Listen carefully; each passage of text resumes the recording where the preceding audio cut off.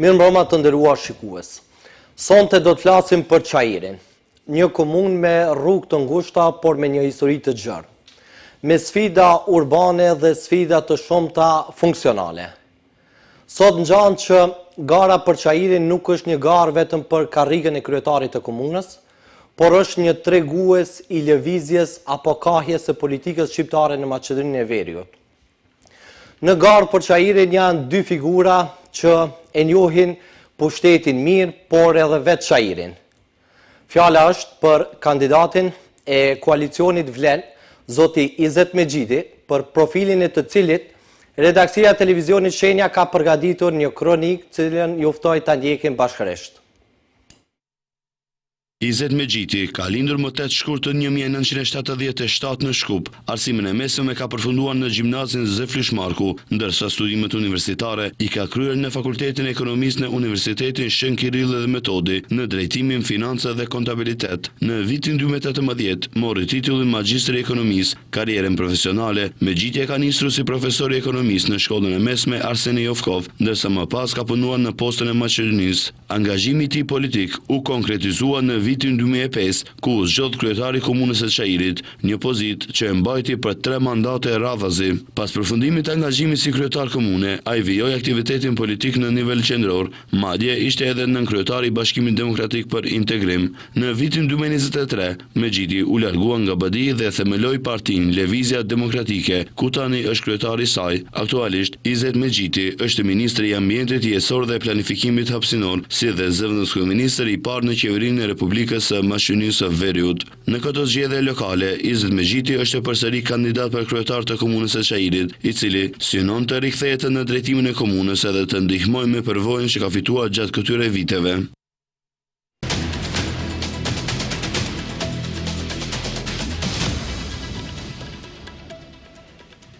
Mirëmbrëma zoti Mexhidi, mirë se erdhët, kënaqësi t'ju kemi në studio. Kënaqësi për prezencën, ftesën. Zoti Mexhidi, po e fillojmë me një çështje që është e përgjithshme, por është në interes të publikut, se si vlerësohet gjendja e komunës së Çajirit sot nga prizmi juaj. Çajiri është në gjendje stabile apo është në gjendje emergjente? Vetë fakti që gara më e rëndësishme në këtë zgjedhje është Çajiri, që i ka vetëm 3.4 km2, është një argument se sa vlerë ka politike, ekonomike dhe arsimore tjera, dhe më thonë Çajiri si faktor. Pra Çajiri 2005, sepse unë jam kryetari i parë i Çajirit, e kom marrë me disa enklava, si që janë Serova, Gazibaba, Dijoni, Teneqe Mahalla, me 40% papunësi, me 3.4 km2 sa kazerma i Linden paraparësisht, me 70.000 banor, me pa perspektiv, me një qarshi të vdekur e cila është ndërruar në muzej, me shkallë të lartë të analfabetizmit, ndërsa brenda këtyre viteve Çajiri shembull ka një rritje rapide të shkollimit të njerëzve që kanë kryer shkollat e mesme, rapide të fakultete dhe postdiplomike. Çajiri s'ka pas pothuajse asnjë ndërmarrje ndërtimi, sot ka mira ndërmarrje ndërtimit, të cilat nuk funksionojnë vetëm në Çajir, por këmbët i kanë marrë në Çajir. Ka pas vetëm 500 ndërmarrje për shërbime dhe tregti, sot ka 2000 për tregti dhe 2000 ndërmarrje i ka për shërbime. Pothuajse s'ka pas asnjë për IT, sot ka 10 ndërmarrje për IT. Rrallë familjen e Çajirit ka pas një të punësuar, sot ka familje që kanë ka 2-3 antarë në administratën shtetërore dhe publike. Pra Çajiri dukshëm dallon pe asaj që ka qenë në 2005. Sot Çajiri është faktor politik, faktor ekonomik, prandaj edhe beteja edhe aty në të tjerëve që japin vlerësime ndryshe, domethënë bojnë çmos për qenë faktor në Çajir. Mbase në faktorizimin ndikon sa Çajiri po aqe dhe figurat që kandidojnë për këtë pozicion. Megjithatë, në biografin tuaj u përmend që për 12 vite keni qenë kryetar komune në Çajir. Nga ky kontekst, zoti Mexhidi, kush vlerësoni se ka punuar më shumë për Çajirin, ju apo zoti Ganiu? nuk kemi ngarë me zotin Ganiu, dhe më thonë, unë ato 3 mandata që kom dalë, vetë fakti që një pas një, dhe më thonë, kanë qenë mandate fituse, të regonë, dhe më thonë, që kemi vodë diçka, kemi punu për Çajirin, me ato mundësi që ka pas, me decentralizimin atë shkallë që ka qenë dhe me përkrajnë e qeverisë që ka pas. Sot, pra dhe zoti Ganiu, dhe më thonë, ka pas programin e ti, ka realizu programin e ti, por sot ka ndryshu situata, sepse kjo qeveri i përkra komunat si asnjë qeveri deri tash, dhe mbrenda 15 muajve në qeveri, ne kemi aloku diku 100 milion euro investime për Çajirin.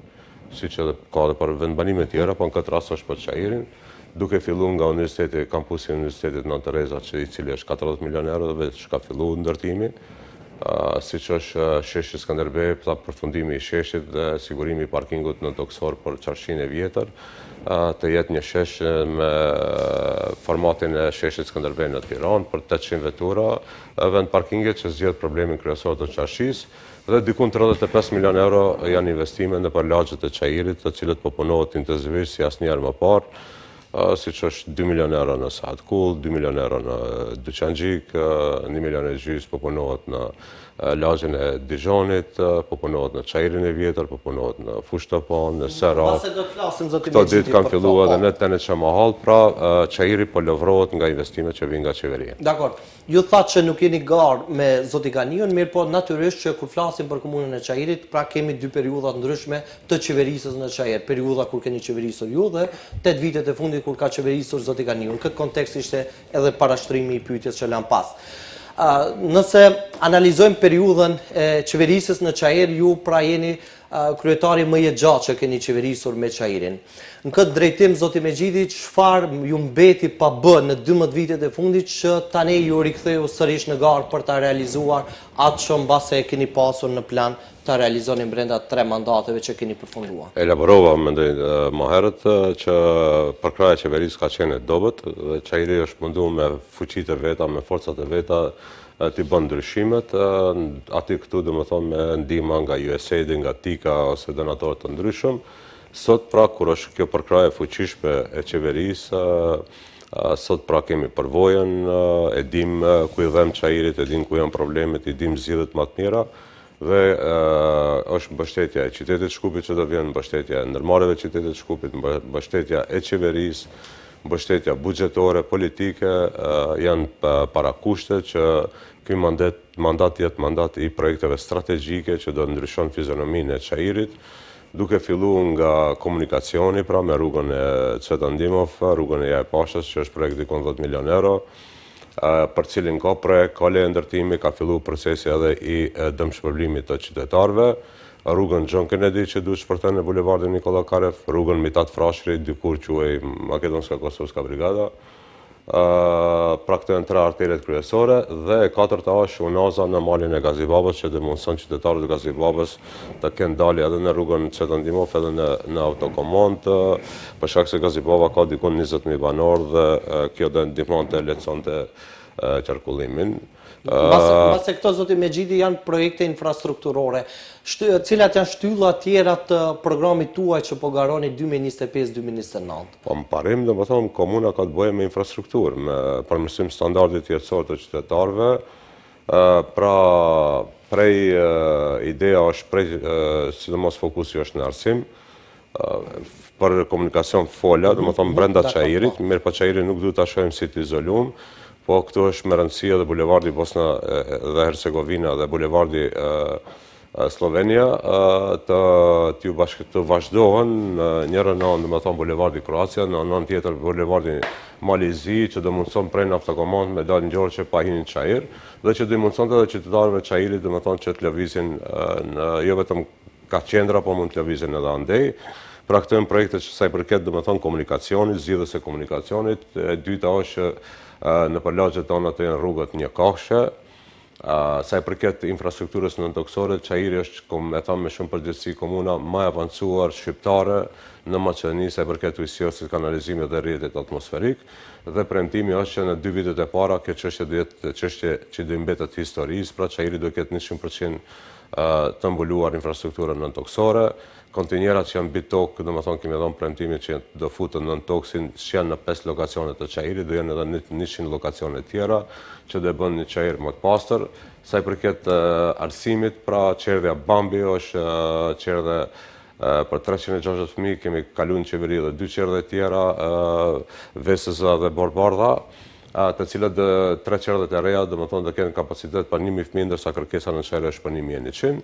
Ndërsa në arsimin fillor çajiri ka 9 shkolla, do ndërtojmë edhe 2 shkolla të reja, shkollën Mitat Frashëri dhe shkollën Viktoria, që do bën 11 shkolla dhe 8500 nxënës, do i shpërndajmë ka 700 nxënës në çdo shkollë, dhe model është shkolla Liria Barakat apo Kongresi i Manastirit, që për një shtatorit më veç po funksionon vetëm në një ndrim, me mundësi për mësim tërditor, qëndrim ditor, dhe duke përfundu me atë që çajiri është bo qytet studenti, sepse kufizohet me 4 universitete, me 20.000 student, 10.000 në gjuhën maqedone, 10.000 në gjuhën shqipe parapërsisht.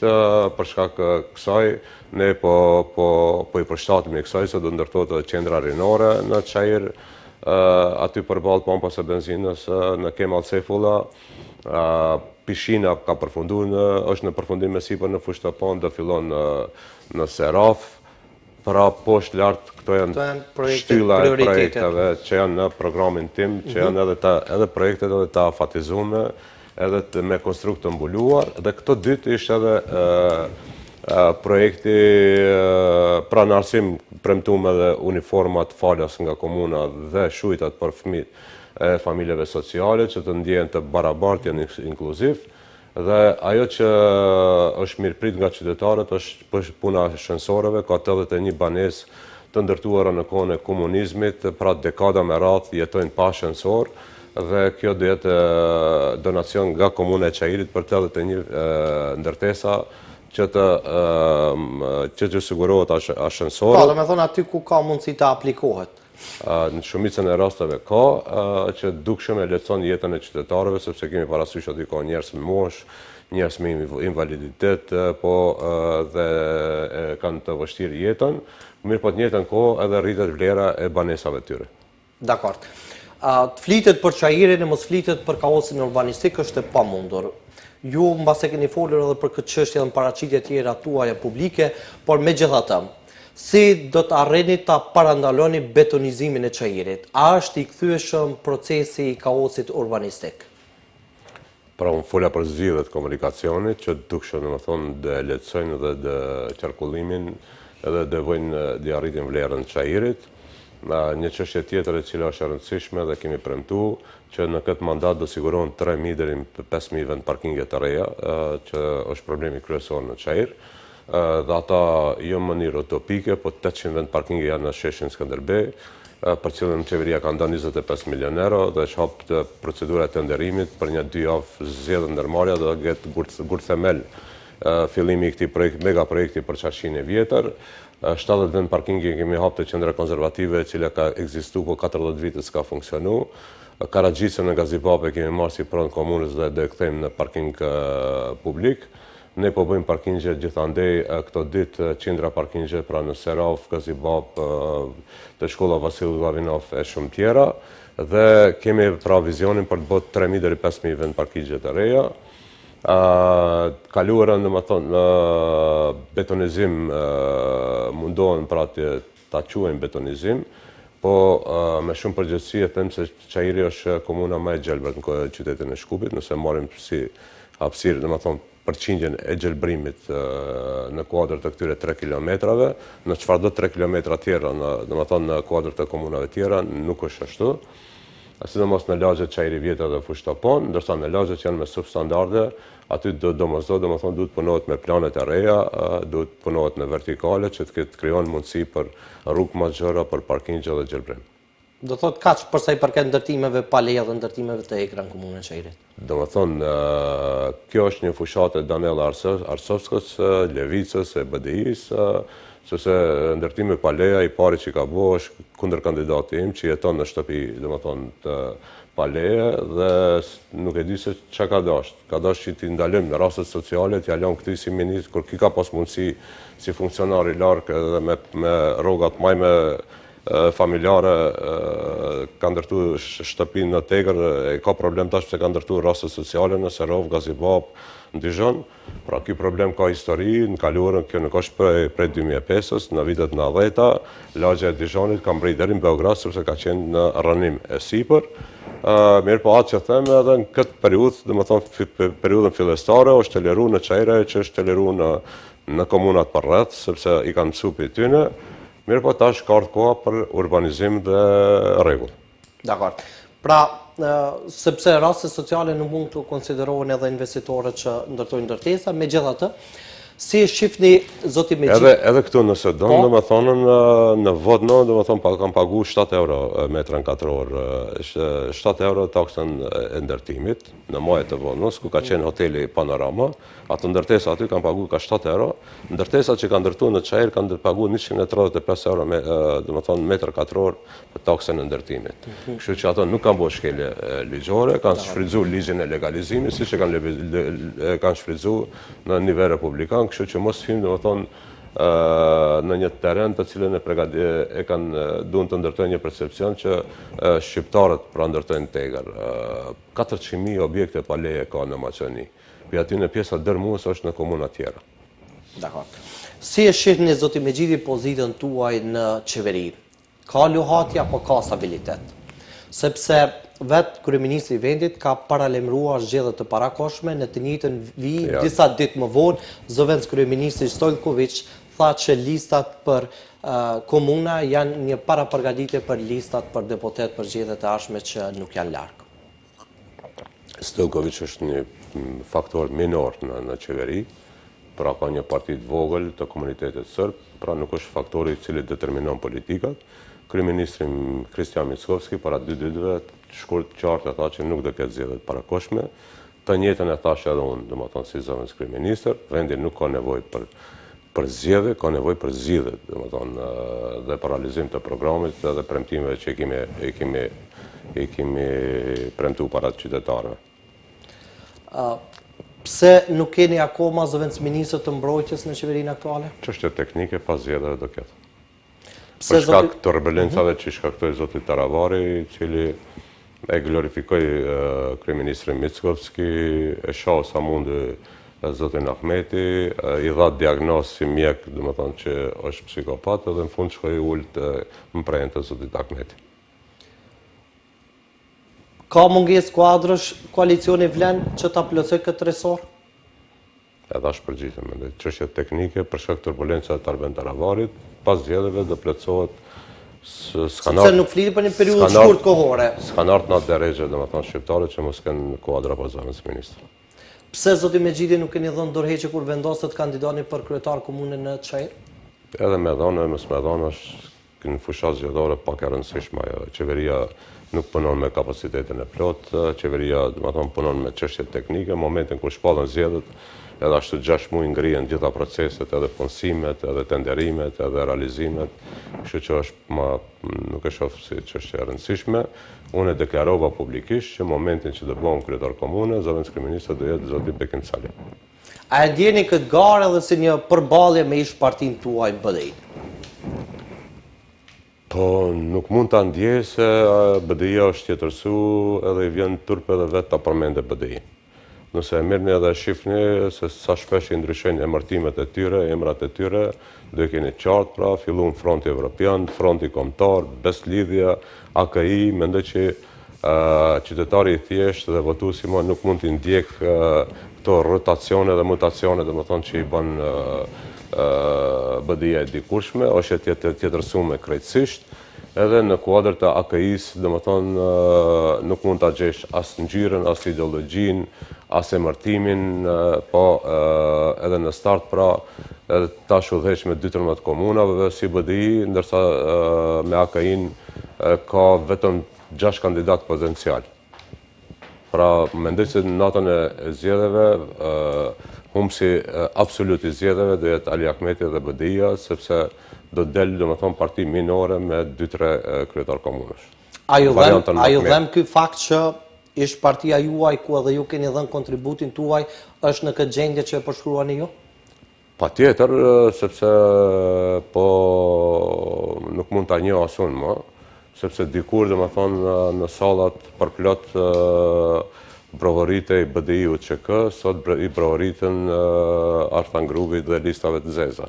Pra në këtë drejtë është e BDI dhe mendoj që i duhet ma gjatë të qëndrojnë në opozit, të pastrohet për këtyne që kanë ardhur për karierista dhe për karike në BDI, e mandej mund me një ofertë të re, me një gjenerat të re, me program të ri, mund të jetë konkurrente në skenën politike.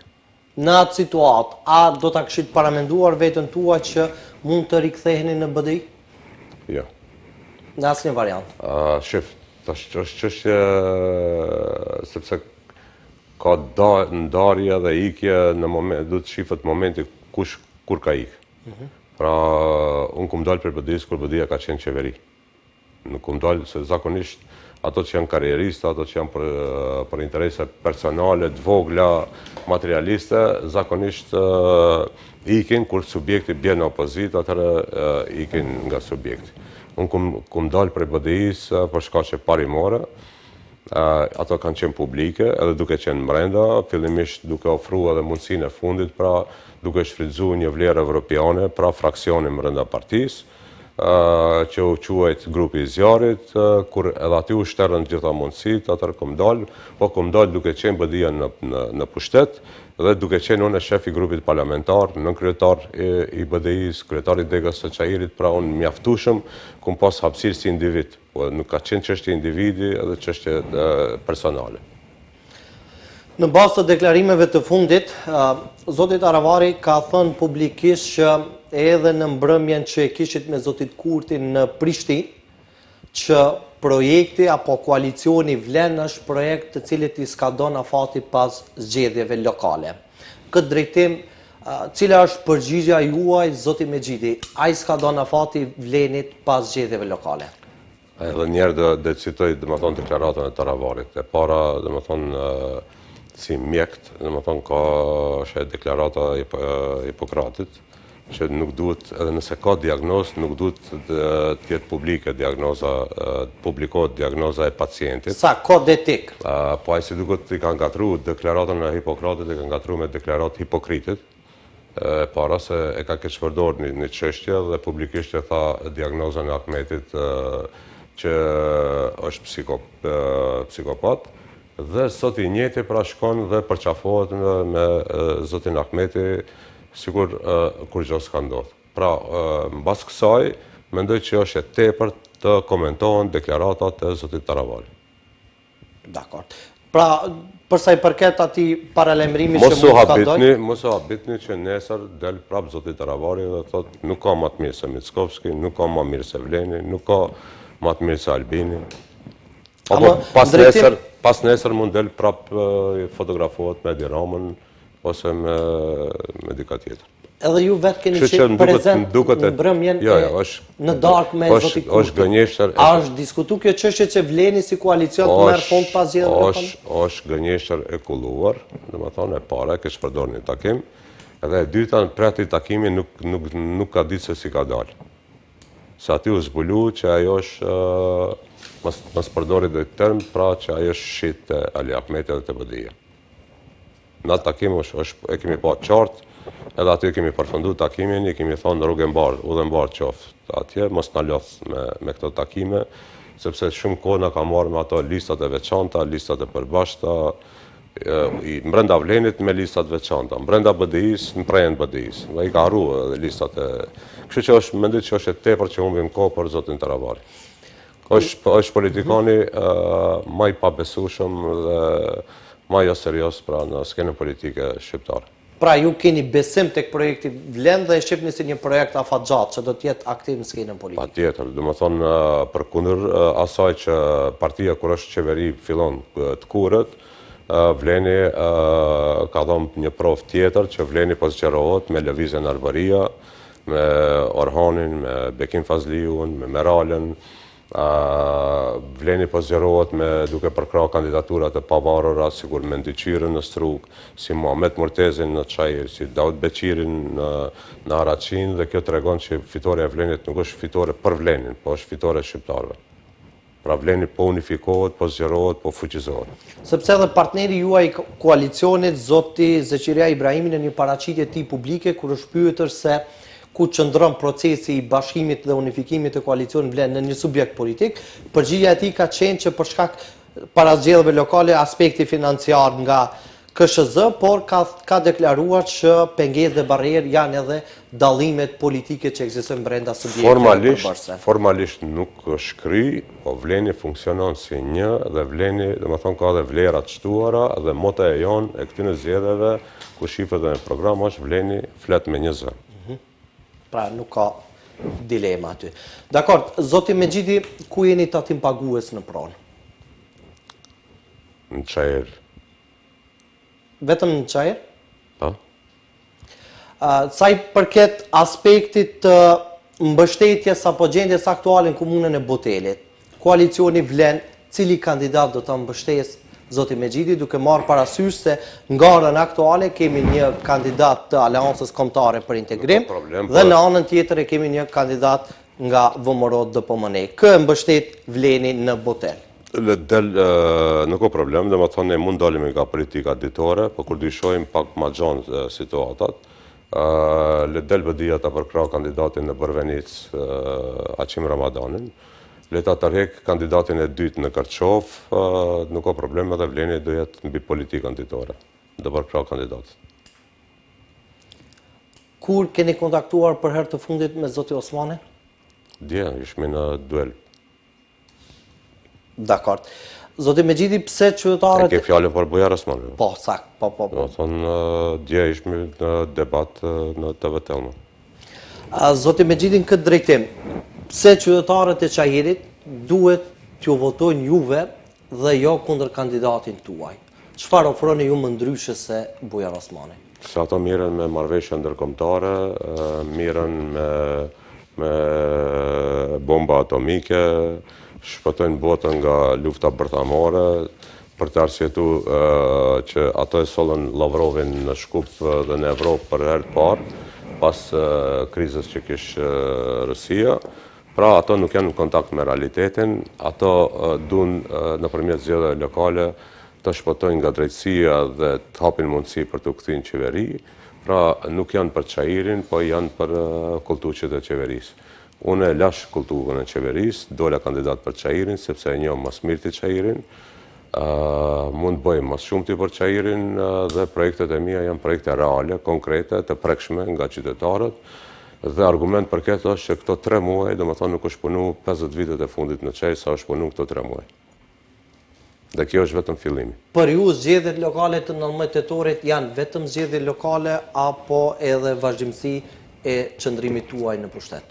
Sepse nga kundërshtarët dhe oponentët tuaj cilësohen, pra keni dëgjuar edhe si referendum dhe plebishit. Edhe kjo shkon në favor të asaj që argumentova, që ato nuk e duan Çajirin për të kontribuar në Çajir, po e duan Çajirin për të katapultuar në qeveri edhe për të ikë përgjithësisë. Pra këto janë zgjedhje lokale, keni parasysh në Kosovë, Albini në zgjedhje parlamentare fitoi bindshëm, më thonë 70% e votave. Do të thonë në zgjedhje lokale kishme një fotografi tjetër, po askush nuk tha që Albin Kurti duhet t'jep dorëheqje sepse ka fituar vetëm 4 komuna, po flas për zgjedhjet e kaluara lokale. Tash janë proces atje. Është rrit përkraja, pra nuk mundet të vihet paralele ndërmjet zgjedhjeve lokale dhe parlamentare. Zgjedhjet lokale kanë bëjë me probleme lokale, me zgjidhje lokale, me programe lokale, ndërsa edhe për atë mendoj se këtë mirë ka kuptuar qytetari, për shkak se Vleni del me zgjidhje konkrete, del me fuqizim të decentralizimit, pra nuk lejon që kjo qeveri të çon mjetat, sikur që ka Gruevski Ahmeti në Përmendorë dhe në Shkupin 2014, po 1 miliard euro shkojnë për zgjidhje probleme konkrete të qytetarëve tonë, për fuqizim të decentralizimit që shtyll e marrëveshjes së Ohrit, pra kjo është fryma e marrëveshjes së Ohrit, ndërsa të tjerët mirën me marrëveshje ndërkombëtare, mirën me bomba atomike. Zoti Mexhidi, çka e kurorëzon fitoren e Vlenit, ose thënë më ndryshe. Çka konsideron fitore Vleni pas 19 tetorit? Numrin e komunave që fiton, apo numrin e votave në listat për këshilltar? Vleni do jetë fitues absolut në zgjedhje, siç ishte edhe në parlamentare, nga opozita të cilët e imponuan këtë çështjen e referendumit, legjitimitetit dhe thanë që është e rëndësishme kush fiton Çajër dhe Tetov, për tjerat janë më pak të rëndësishme. Unë i them që start Vleni do jetë fitues edhe në Çajër dhe Tetov, po do jetë fitues edhe në komuna tjera. Dakor, për komunat, po, a është parametër i fitores apo humbjes edhe numri i votave në listat për këshilltar, zoti Mexhiti? Vleni do jetë fitues absolut. Faleminderit, zoti Mexhiti, që ishte me ne. Ndërkaq, ju shikues të nderuar, vazhdoni të qëndroni me ne për dëgjuar intervistën e realizuar me kandidatin e Aleancës Kombëtare për Integrim, zoti Bujar Osmani, me çka ju ftoj që të ndjekim profilin e tij të përgatitur nga redaksia e televizionit Shenja. Bujar Osmani është një emër shumë i njohur në jetën politike në vend, fal funksioneve shtetërore që ka ushtruar që nga viti 2008. Me profesion, Osmani është specialist kirurg i licencuar dhe që nga viti 2011 ushtron këtë profesion në klinikën universitare për kirurgji digestive në Shkup. Sa i përket karrierës së tij politike, nga viti 2011 është zëdhënës i Bashkimit Demokratik për Integrim. Ai është antar i kryesisë së BDI-së që nga viti 2014 dhe mban pozitën në nënkryetarit e partisë që nga viti 2023. Në vitin 2008 u emërua ministri i Shëndetësisë në Republikën e Maqedonisë dhe këtë funksion e ushtron deri në vitin 2011. Nga qershori i vitit 2017 u emërua zëvendësministre për çështje europiane. Gjatë këtij mandati, Maqedonia Veriut u bë antare e iniciativës Adriatiko-Joniane, ndërsa si arritje kyçe konsiderohet vendimi për fillimin e negociatave me Bashkimin Evropian. Si udhëheqës i sekretariatit për çështje europiane, Osmani njëkohësisht e ushtroi edhe funksionin e koordinatorit kombëtar për shpërndarjen e ndihmës së huaj dhe fondeve IPA në vend. Në korrik të vitit të 2018 u emërua shefi delegacionit shtetëror dhe kryenegociator me Bashkimin Evropian. Më 30 gusht 2020, Bujar Osmani zgjidhet ministri i punëve të jashtme i Republikës së Maqedonisë së Veriut. Osmani ka premtuar se në rast se fiton zgjedhjet, do të zhvillojë dhe modernizojë komunën e Çajirit përmes së planit të Çajiri 2040 të punuar nga arkitekti meksikan.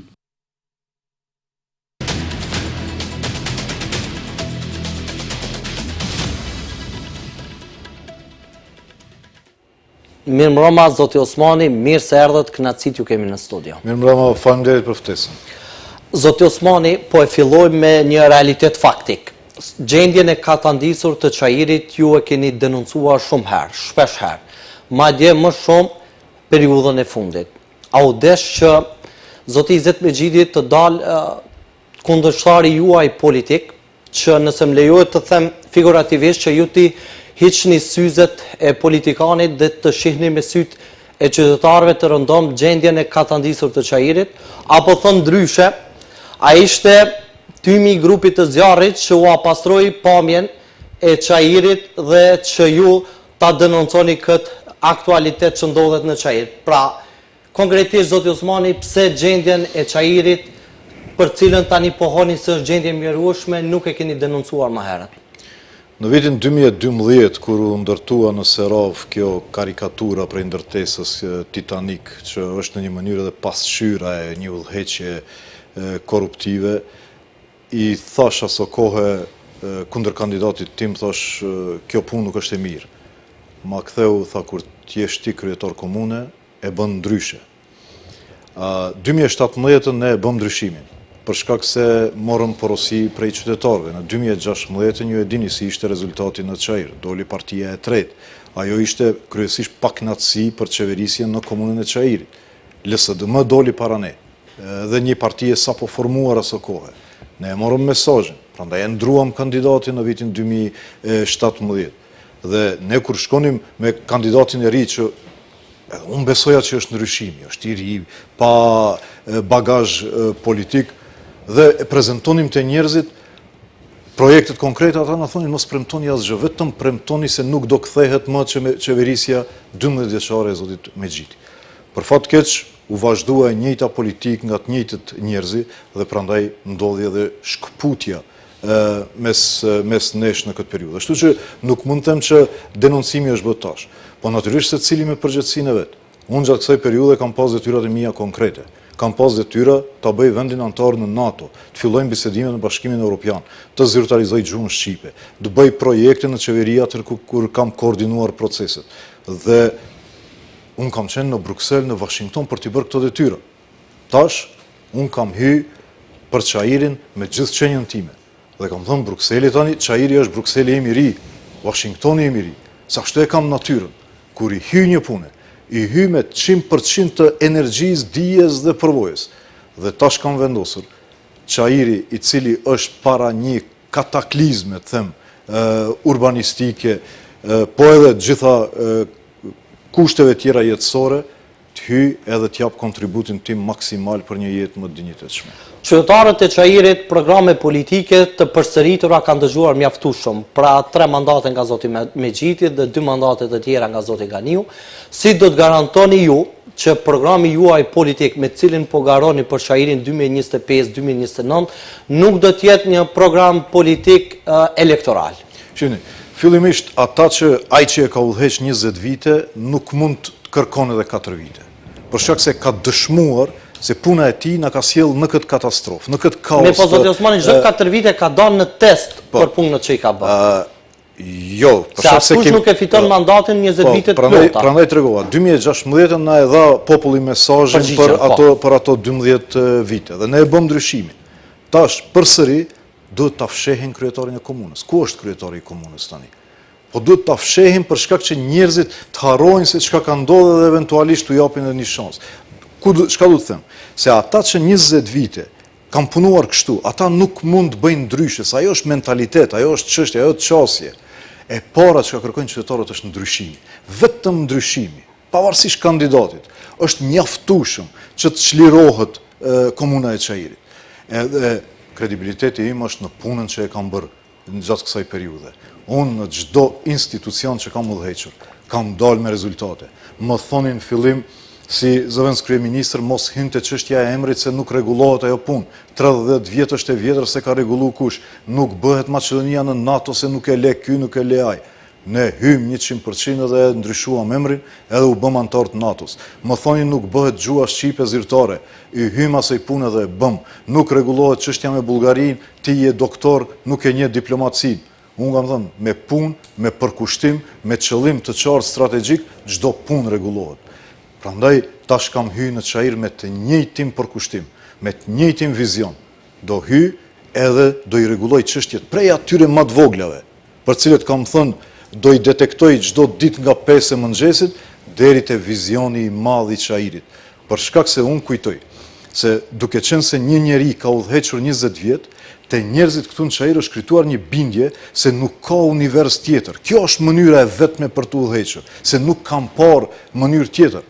Çairi është themeluar 2005 me ndarjen territoriale të 2004-s. Prej ditës parë është i njëjti kryetari i komunës dhe njerëzit instinktivisht kanë filluar të krijojnë bindje se nuk mundet ndryshe. Madje zoti Osmani këtë drejtim se ne kemi pyetje të përgatitur pikërisht për këtë që ju edhe si banor i Çairit, cilën periudhë vlerësoni më mirë, pra kur është qeverisë më mirë Çairi në mandatet e zotit Mexhiti apo zotit Ganiu? Në këtë drejtim si banori i Çairit, çka vlerësoni? Unë shifni, zoti Ganiu mua më vjen keq që lejoj të shndrohet në stilograf të zotit Mexhiti. Nuk ka dallim për shkak se është i njëjti njeri, janë të njëjtët njerëz të cilët kanë vendosur. Zoti Ganiu e pat shansën, i ja përgatitëm programin, kontratën, gjithçka e kishte të shkruar aty se çka duhet bën, por vazhdoi i njëjti stil, një klik që e ka kap komunën për fyti dhe ka pas prioritet vetëm përfitimin personal nëpërmjet ndërtimeve të egra. Dhe kjo ka qenë vazhdimësia se këtë ne duhet ta ndërprejmë. Për shkak se sot komuna e Çairit është shndruar në seli partie. E dini ju që mbledhjet e degëve, nën degëve të partisë së re mbahen në këshillin komunal. Kurse për të kryer një shërbim në komunë, duhet shkoni te një restoran që është në Butel, të takoheni një herë me njerëzit atje, pastaj të vini ta merrni dokument. Ky nuk është më shtet. Kjo nuk është më komunë. Kjo është komuna është shndruar në zgjatim të një klike e cila e ka shndruar në instrument të përfitimeve personale. Çfarë dua të bëj unë?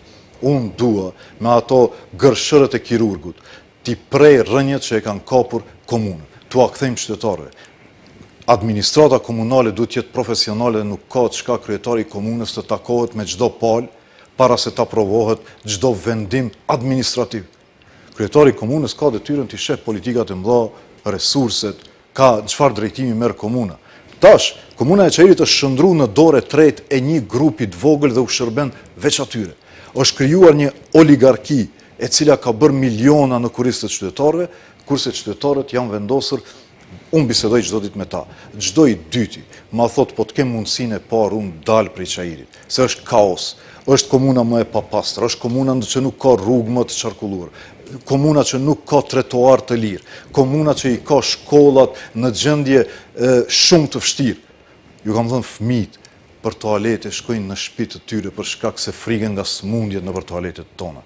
Çdo i dyti fëmijë në shkollat tona ka probleme me kurrizin për shkak se nuk mbahen lëndët e edukatës fizike ashtu si duhet në mungesë edhe të kapaciteteve atje. Çështja e komunës nuk është çështje e politikës. Prandaj në këtë fushat kur e shoh tifozllëkun, a AKI, a vlen ajo? Jo vëllezër. Çështja e komunës është kujt ja le amanet shëndetin e fëmijëve tuaj.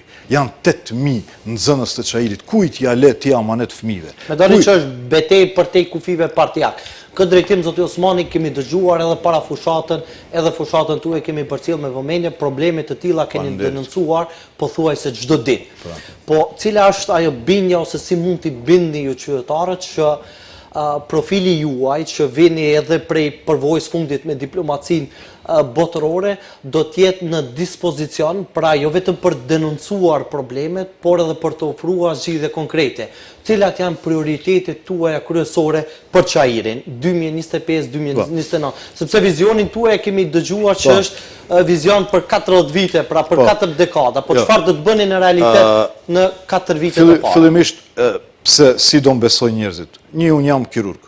Kirurgu nëse diçka ndërton të njeriu e ndërton disiplinën e punës. Për shkak se në kirurgji është o jetë o vdekje. Një hap gabim e ndron situatën. Dhe kjo ka ndërtuar te unë atë disiplinën strikte të punës. Edhe kjo ka ndikuar edhe në politikë.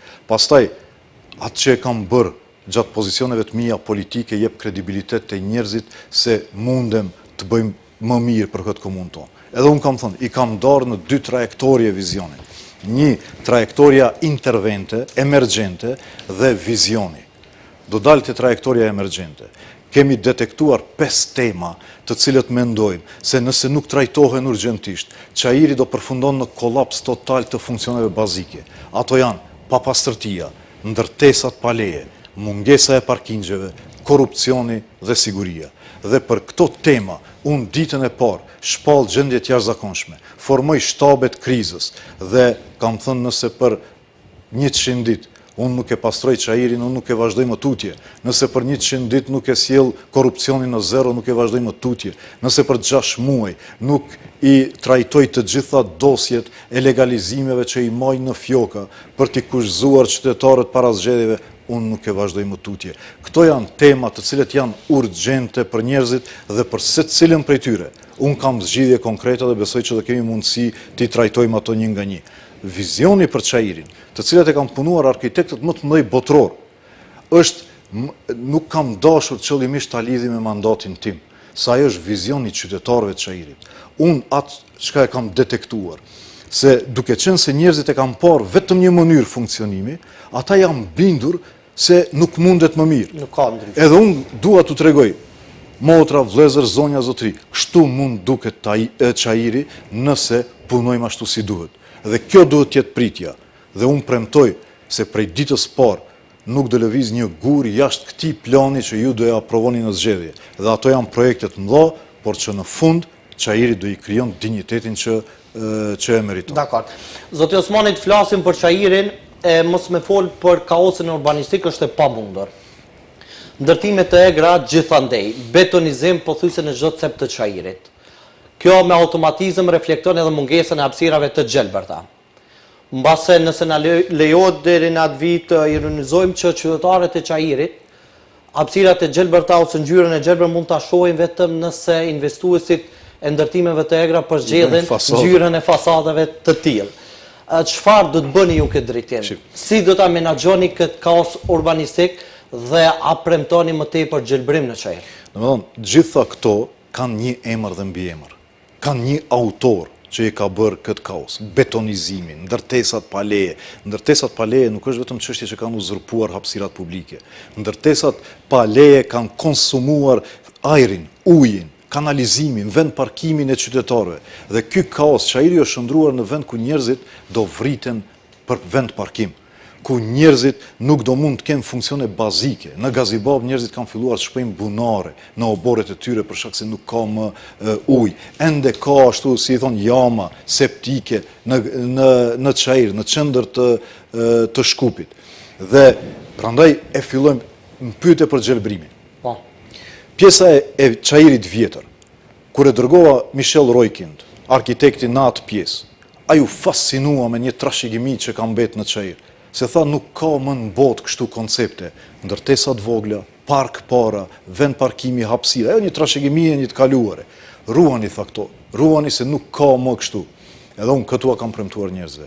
Nuk ka më ndërtesa në parqet e Çajirit.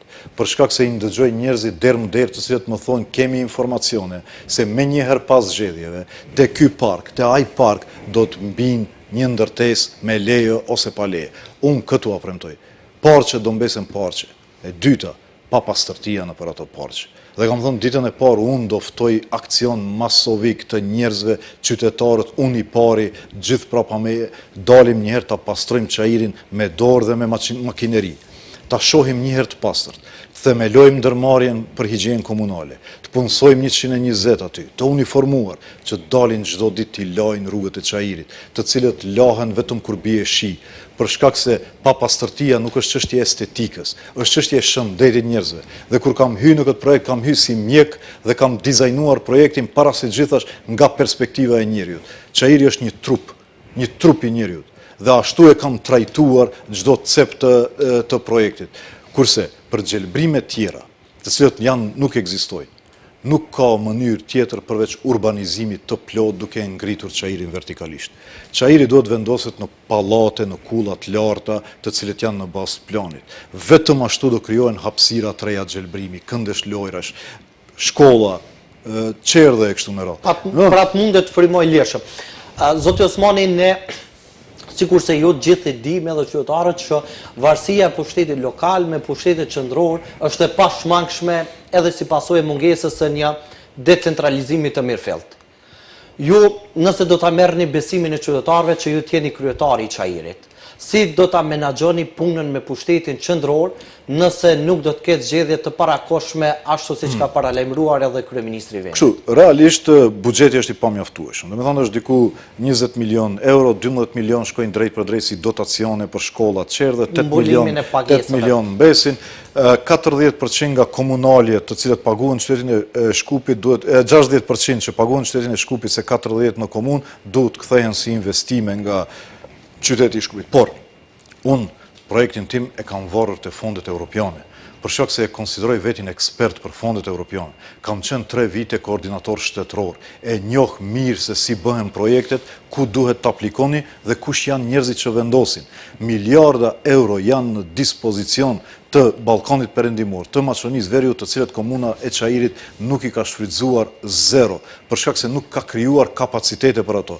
Prandaj unë këtu do hyj seriozisht. Do bëj ekip të ekspertëve, edhe do hyj vetë drejt për drejt të koordinoj aplikimin në fondet europiane që miliona euro për projektet sigurojnë. Pastaj, anketat në qytetin e Shkupit flasin se dallimi është 8-2. Nuk ka mundësi të ketë qeverisje tjetër pa AKI në qytetin e Shkupit. Këtu a them nga burimet më kredibile. Dhe treta, kjo qeveri bie me 19 tetor. Për shkak se njerëzve u kam thënë një e dalur në vend votim, ne do arrijmë shumë fitore. Në 1 do e çlirojmë Çajirin pas 20 viteve kapje, në 2 do erëzojmë qeverinë më anti-europiane dhe më anti-shqiptare që ka pas ndonjëherë, dhe 3 do e thejmë në idenë e cila don ne të na poshtron dhe të na shndron në pakicë të parëndësishme. Dhe kjo është mënyra. Qeveria, qyteti i Shkupit, përpara se gjithash fondet europiane dhe kursimi, transparenca, 350.000 euro për aktivist partijak shpenzohen në muaj. Para mendoni ato 350.000 euro të shndrohen në projekte çdo muaj. Kjo në fakt ishte edhe pyetja jo që ju keni denoncuar në paraqitjet shpeshta tuaja publike që 350.000 euro shkojnë për ato që njihen në zhargonin popullor militant partijak. A ndodh kjo vetëm në Çajër, zoti Osmani, apo edhe në komuna tjera ku qeverisë BDI? Nuk e di, që më thonë edhe në Tetov është njësoj lista, një portal i kishte nxjerr ata të Çajirit, me emra me mbiemra, njerëz të cilët kanë puna tjera, marrin rrogë tjetër, po për obligimin partijak që e kanë ato marrin edhe një rrogë tjetër, prej 30.000 deri në 60.000 denar në muaj, pa shkuar në punë fare. Domethënë, ne i mbajmë aktivistat e partisë. A diçka mbajmë ne tjetër me taksat tona, takimet e tyre me një restoran, i paguajmë ne me 20-30.000 euro në muaj që komuna paguan në restoranin e zëvendës ministrës së transportit, ku e dim ne që është vend takimi i partisë në fjalë. Domethënë, ju do e shihni prej 20 tetorit se sa pas ka pasur resurse, po ato kanë shkuar aty ku nuk duhet, në xhepat e dikujt, e një oligarkie që është pasuruar pa mas në këtë periudhë. E këtë dua ta bëj prej ditës parë. Korrupsionin ta shënjosim, ndërtesat pa leje ti ndalim më njëherë, ndërtesat të reja pa leje ti ndalim, ta rregullojmë çështjen e sigurisë, të fillojmë punën e parkingjeve dhe do e shihni se si Çajiri do fillon të frymon lirshëm. Do e sheh për herë të parë Çajiri çka do të thotë kryetari i komunës del në ora 7 në punë. Del çdo ditë dhe t'ju thot njerëzve brenda 48 orëve ju mirëni ose zgjidhje ose përgjigje. Për herë të parë, qytetarët e Çajirit do e shohin çka do të thotë bëhen tenderat me live stream, me transmetim live në rrjete sociale. Për shkak se nuk është vetëm çështja e keqpërdorimit të mjeteve, imazhit ton si popull. Kjo është komuna jone vetme në qytetin e Shkupit. Dhe nëse shpallet si e papastër, nëse shpallet si më e korruptuar, çfarë tregojmë ne? Se ne jemi si popull të tillë. Ashtu që ne kemi obligime dhe fytyrën e popullit ton ta mbajmë se vetmja komunë ku ne jemi shumicë. Prandaj ky është obligim shumë më i madh se sa ajo që mendojmë ne gara partijake, cila parti ose jo. Është çështje e dinjitetit, shëndetit dhe jetës së 80.000 njerëzve këtu që jetojnë dhe na besojnë. Zoti Osmani, si e vlerësoni pushtetin aktual Vlen Vëmoro? Shihni, unë mendoj që kjo është qeveria më anti-europiane dhe më anti-shqiptare, e cila ka për qëllim të bën revizion total të arriturave të 20 viteve të fundit. Është e futur me strategji. Kjo qeveri e sponsorizuar nga një oligarki, e ndihmuar me finansa dhe frymëzim nga veriu, është duke tentuar të bën revizionizëm të plot të Maqedonisë së Veriut. Në një e ka ndalë rrugën evropiane. Nuk ka më as debat në vendin ton për rrugën evropiane. Reformat për BE janë në zero. Do del së shpejti raporti i Bashkimit Evropian nga 13 kapituj. 12 janë në negativ. I ka kthim mbrapa. Marrëveshja e Ohrit është plotësisht e anuluar. Populli do e sheh çmimin pak më vonë. Ata të parët kanë qenë administrata, policia, organet të cilët kanë punë me shtetit të cilët tash janë ashtë frustruar dhe e presin 19 tetorit. Është anuluar gjuha, është anuluar balansusi, është po përgatitet terreni për badenterin. Na është marrë e drejta ne të vendosim për fatin ton. Na është marrë statusi i Zotit shtëpisë. Atë që e kemi krijuar me marrëveshjen e Ohrit, përfitimet e vetme të marrëveshjes të Ohrit janë anuluar. 250 milion prej kredisë hungareze asnjë kompani shqiptare nuk ka marrë për jashtim ekonomik, për shkak se këtu e kanë frikën, ta marginalizojnë ekonominë shqiptare duke futur ekonominë serbe si një digë që do e parandalon penetrimin më tutje. Ne me 19 tetor do duhet përgjigjemi a do e normalizojmë këtë punë ajo. 19 tetori është udhkryqi i historisë.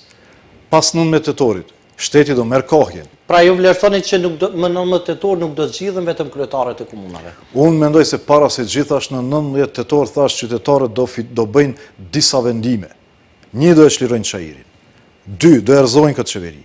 3 do erëzojnë konceptin që vetëm zëdhënës është Mickovski, i konceptit të revizionizmit dhe kthimit të shtetit monoetnik dhe marginalizimit shqiptarëve, dhe 4 rikthimin e rrugës evropiane. Me 1 vot, me 1 të shkuar në vend votim, do i japin kohje historisë. Dhe prandaj kam thënë, 19 tetori është 13 gushti i dytë, dhe njerëzit, ashtu siç na pyesin sot ku keni qenë me 13 gusht, do pyesin ku keni qenë me 19 tetor. Dhe unë kam hy në këtë betej të jem argat i ruajtjes së kursit dhe sakrificës së njerëzve, gjakut dhe djersës njerëzve. Dhe dua të drejtohem shikuesve tuaj. Dilni dhe votoni. Për shkak se dhe veçanërisht këtu në Çajir na ka ra bara e prishjes së këtij laboratori që don të instalon disa koncepte që janë në kundërshtim me vlerat tona. Zoti Osmani, ju jeni futur në këtë garë dhe duke pasur parasysh edhe perceptimin publik që Bojar Osmani nga një figurë emblematike e diplomacisë së Maqedonisë së Veriut është kthyer në nivel lokal.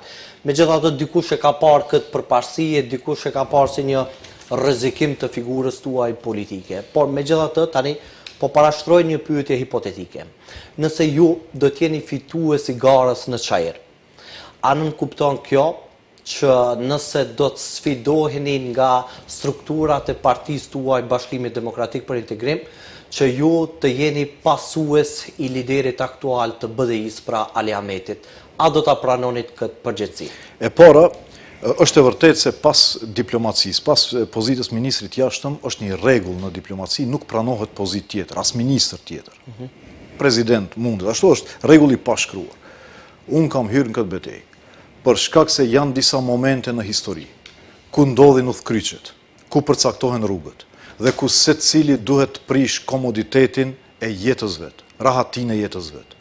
Unë nuk kam ambicie karriere për në Çajir, për shkak se e kam mbri gjitha pozicionet e mundshme vendore dhe ndërkombëtare. E ke përmbushur egon personale. Nuk është çështje e egos. Unë kam qenë kryesues i OSBE-s, pozicion që nuk e ka pasur kush në këtë shtet. Fati juaj që në atë periudhë ka nuk është çështje shorti, unë kam aplikuar, unë kam lobuar dhe unë e kam fituar atë pozicion dhe e kam drejtuar ashtu si duhet në momente më të vështira. Nuk është çështje shorti ajo. Dhe tash ka disa momente ku ju duhet vendosni të prishni atë komoditet. Unë jam edhe kirurg, kam jetën e rahatshme, njerëzit respektojnë, po duhet të prishni ndonjëherë rahatin, të gërvisheni pak, edhe të jeni aty kur ndodh kthesa e historisë. Dhe prandaj kam hyrë këtu, po kam hyrë edhe për Çajirin, për shkak se mua këtu më jetojnë fëmijët. Unë nuk jam sigur kundër kandidati im, i cili pas 12 viteve kryetar komune e ka parë se e ka dëmtuar keq, ka dalë në butel. Edhe sot kthehet prej atje për të kërkuar besim, pasi e ka tradhtuar njëherë organizatën e vet që e ka mbështet, liderin e vet që e ka ngrit në piedestal, aktivistët e vet që kanë punuar ditë e natë për të, edhe tash kërkon besimin duke u thënë njerëzve nuk u tradhtoj unë juve.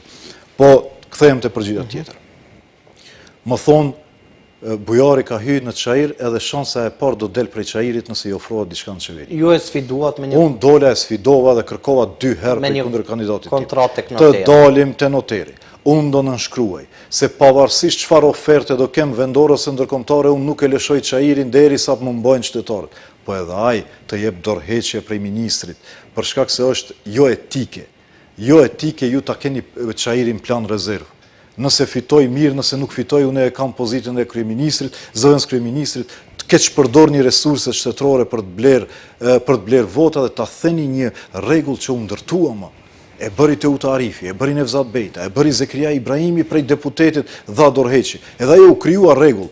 Pse thën tash atë rregull të etik të zgjedhjeve? Po. Kurse për sa i përket përgjegjësisë që ta pranoni atë sfidë të strukturave partijake që t'jeni pasuesi Shifni, kryetari Ahmeti, unë mendoj që është një prej arsyeve kryesore pse ne kemi mbri, ose arsyeja kryesore pse kemi mbri prej zero, sa kemi qenë 2002, deri te kryeministri shqiptar. Për shkak se sfida më e madhe e popullit shqiptar është fragmentimi, përçarja, bajraktarizmi, që e kanë ndihmuar edhe shërbimet. Ka një plan i shtetit thellë që shqiptarët të kenë parti komunale. Çdo komunë ta ketë partinë e vet dhe liderin e vet. Projekti i fundit, i që e quajnë ju i zjarrit, ishte ky projekt i dikujt për të bërë parti komunale. I vetëm hija e madhe e Ali Ahmetit ka mund të mbajë një organizat të madhe 20 vjet dhe të krijon fuqi e cila na sjell deri te kryeministri. Nuk shoh ashtu hije për momentin. Ashtu që po të shëndet dhe ajde na duhet në vazhdimsi derisa mundet t'i mbash shqiptarët bashk, se vetëm kjo na fuqizon. 15 muaj e pam mungesën e dorës së fuqishme të Ali Ahmetit dhe ja ku jemi sot. Prandaj nuk dua të bisedoj për ato tema përderisa Ali Ahmeti është këtu me ne. Dakor. Kthehemi tek Çajiri, ju si banori i Çajirit dhe si kandidat aktual për të garuar për Çajirin. Ku jeni tatim pagues në pronë zoti Osmani? Në Çajir, unë s'kam dalë asnjëherë prej Çajirit. Pra vetëm në Çajir. Po, vetëm në Çajir. As nuk kam pronë tjetër, as nuk kam burim financimi. Nëse ju kujtohet, si kandidat për prezident, me një podcast thash, nëse më vonohet rroga, do duhet të hyj në borxh. Po, ajo u shpërdor pasaj. Ajo u keq shpërdor atë shumë për shkak se e trajtuan sikur mua nuk më del rroga si ministër. Është e vërtetë, edhe unë krenohem, se edhe pse kam qenë 10 vjet ministër, unë nuk kam asnjë burim tjetër në familjen time përveç rrogës. Dhe kjo mua më bën krenar.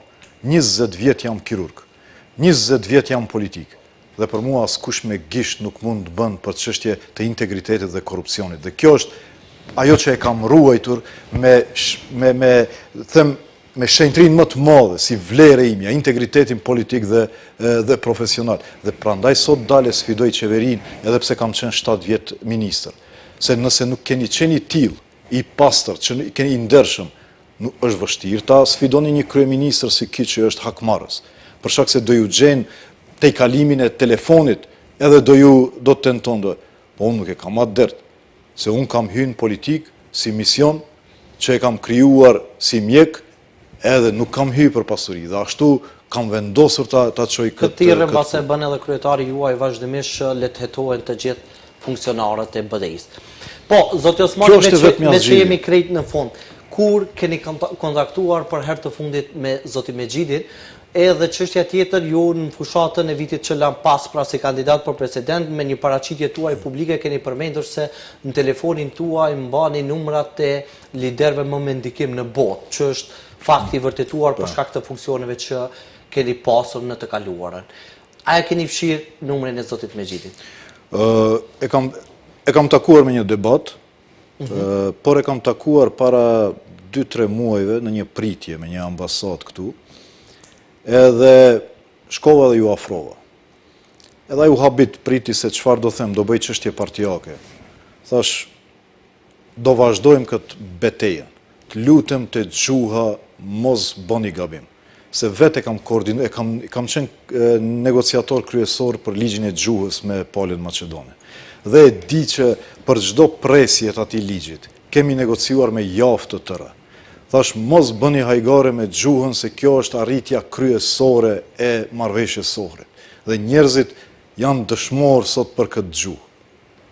Dua të them se pra në takimin tuaj të fundit e keni këshilluar se si të veprojnë këtë? Jo të këshilluar, për t'ju kërkuar se janë do çështje me cilët nuk luhet. Po këtu është shkel çdo vi e kuqe. Çdo vi e kuqe për cilën nuk është dashur të shkelet. Mirë, zoti Osmani, ne do të vazhdojmë të ndjekim edhe këtë pjesë të fundit të fushatës zyrtare, ndërkaq juve ju falenderojmë për prezencën dhe ju urojmë suksese në garë. Faleminderit shumë për mundësinë. Ndërkaq ju shikues të nderuar, faleminderit për vëmendjen dhe deri në takimin e radhës, mirëmbëjtje.